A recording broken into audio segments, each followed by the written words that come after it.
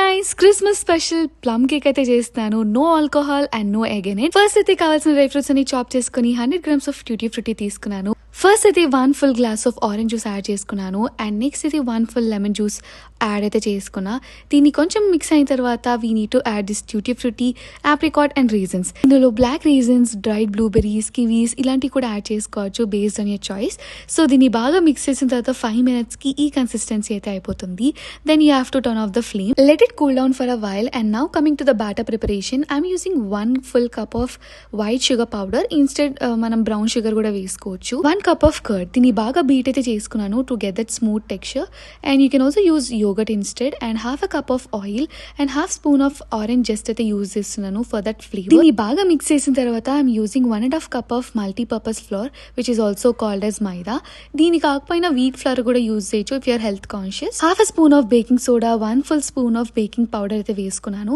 And now it's time for spice mix. దీంట్లో clove powder, cinnamon powder and also ginger powder అయితే ఉంది. ఈ batter ని బాగా మిక్స్ చేసుకున్న తర్వాత ఐఎమ్ యాడింగ్ ఆల్మండ్స్, కాజూస్ అండ్ కొంచెం కలర్ వైట్ గా ఉంది అని చెప్పి I wanted to add cocoa powder to it. It's optional guys. And దాని తర్వాత మనం ఏదైతే స్టిర్ ఫ్రై చేసుకున్నామో like tutti frutti, apricot and also raisins, దాని అయితే యాడ్ చేస్తున్నాను. And we have to give a good mix. Only one డైరెక్షన్లోని తిప్పాలి అని చెప్పేసి అన్నారమ్మ. బాగా మిక్స్ చేసి పక్కన అయితే పెట్టేశాను. అండ్ మైక్రోవేవ్ సేఫ్ ఉన్న వెజల్ తీసుకొని దాంట్లోకి బటర్ పేపర్ అయితే అరేంజ్ చేసుకున్నాను. అండ్ గ్రీజ్ అయితే చేస్తున్నాను before putting the batter in. ఒక క్విక్ మిక్స్ ఇచ్చేసిన తర్వాత I'm just putting the batter in to this vessel.